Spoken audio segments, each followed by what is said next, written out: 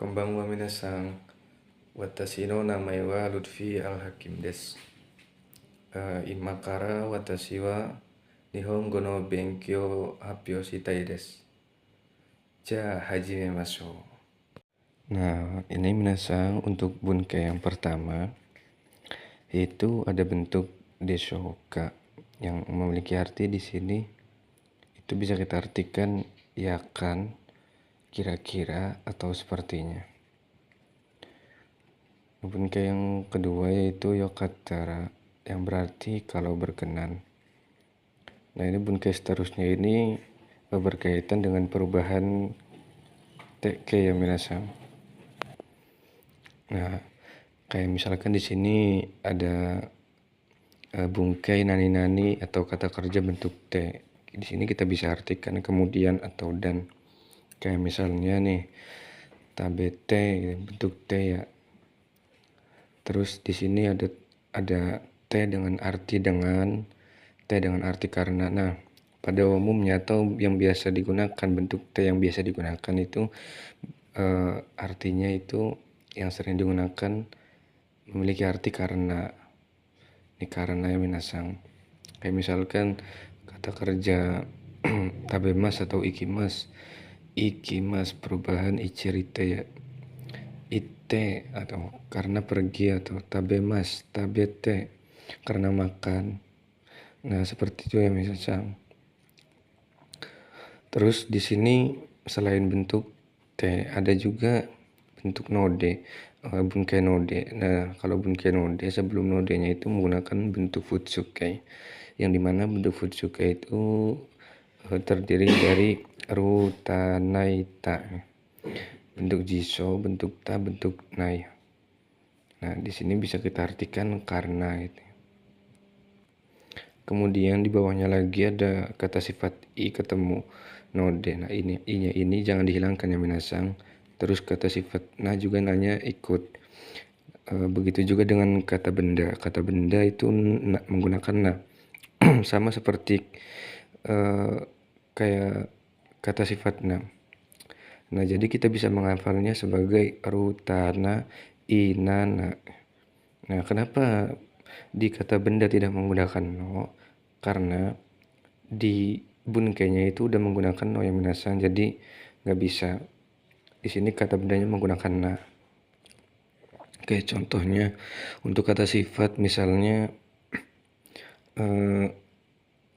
takai atau isogasi node karena sibuk gitu ya minasan. Terus nah nih genki na node atau hansamuna node. Nah, nanya ini diikut sertakan ya minasan. Nah, kita lanjut ke pengetahuan mendasar banget mengenai penerjemahan atau simbol terjemahan di Nihongo ya minasan. Di sini simbol terjemahan awal atau kalimat misalnya ada suatu kalimat. Nah, kalau misalnya kita kebingungan itu dari mana gitu mengartikannya. Nah, kita bisa memahami tulisan ini ya minasan. Kayak misalkan dalam suatu kalimat ada partikel wa atau mo atau ga gitu ya minasan. Ini bisa diartikan wa-nya ini diartikan dahulu atau mo-nya diartikan dahulu ya minasan. Terus kalau misalkan ketemu dalam suatu kalimat atau yang paling sering kita gunakan itu atau kita pakai itu di dokai, kayak misalnya banyak ada bacaan dokai nih. Terus ada kalimat atau kata dari, sampai, kemudian, dengan, tuh, menggunakan, karena, kalau, ketika, dan lain-lain itu bisa kita artikan di awal ya minasan. Terus yang selanjutnya ini sebagai takaran atau pelengkap, kayak misalnya sangat, sedikit, banyak, dan lain-lain. Nah, ini kata-kata ini atau kotoba bunkai atau lebih tepatnya ini bisa kita artikan di awal ya minasan. Nah, paling gampangnya dalam suatu kalimat kalau misalnya kita masih bingung itu kita cari komanya di mana atau titiknya di mana. Kalau ada komanya didahulukan ya minasan. komanya didahulukan kemudian diterjemahkan dari koma dari depan ke belakang gitu ya minasang. Terus apalagi nih kalau ada titik. Kalau ada titik udah pasti.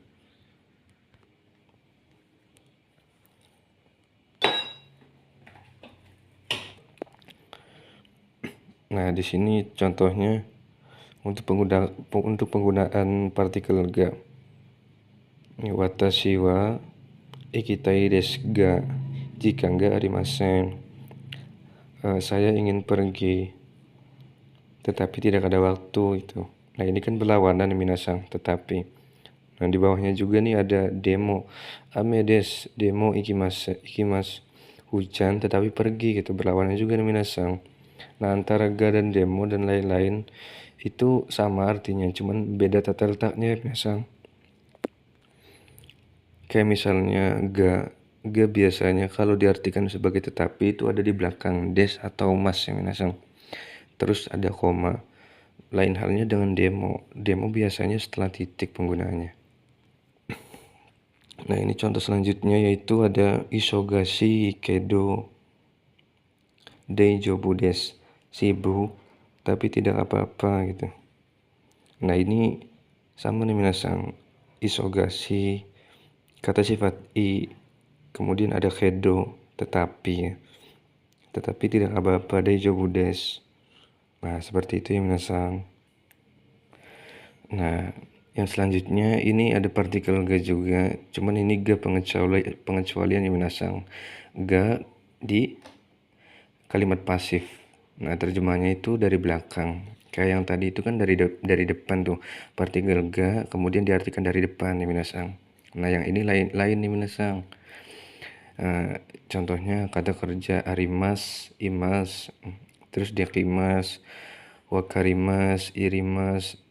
Nah, irimas memerlukan, atau kata sifat nanya itu hitsuona. Terus kakarimas. Nah, ini untuk kata kerja. Kalau kata kerja ga ketemu kalau partikel ga ketemu kata kerja ini, nah maka ini artinya dari belakang ya minasang. Terus kata sifat. Di sini ada kata sifat suki, ada kata sifat suki atau kirei, terus jouzu, heta, hoshi, terus tai, nai ya minasang. Ini dia bisa diartikan dari belakang.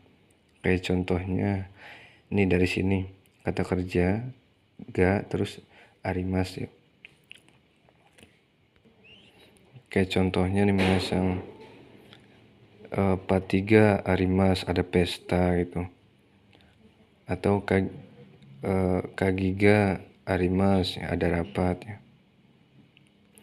Nah, biasanya kalau misalkan kata kerja ini itu dibarengi dengan bunkai koto ya minasang. Yang dimana arti kotonya itu sebagai hal ya. Seperti itu minasang. Nah, untuk kata sifatnya sendiri kayak contohnya misalkan kurumaga suki desu.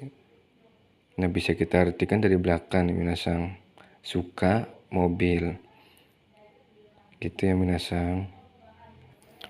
Nah, untuk partikel ga ini sebenarnya bisa banyak kita artikan ya, tergantung konteks kalimatnya dan rumusannya.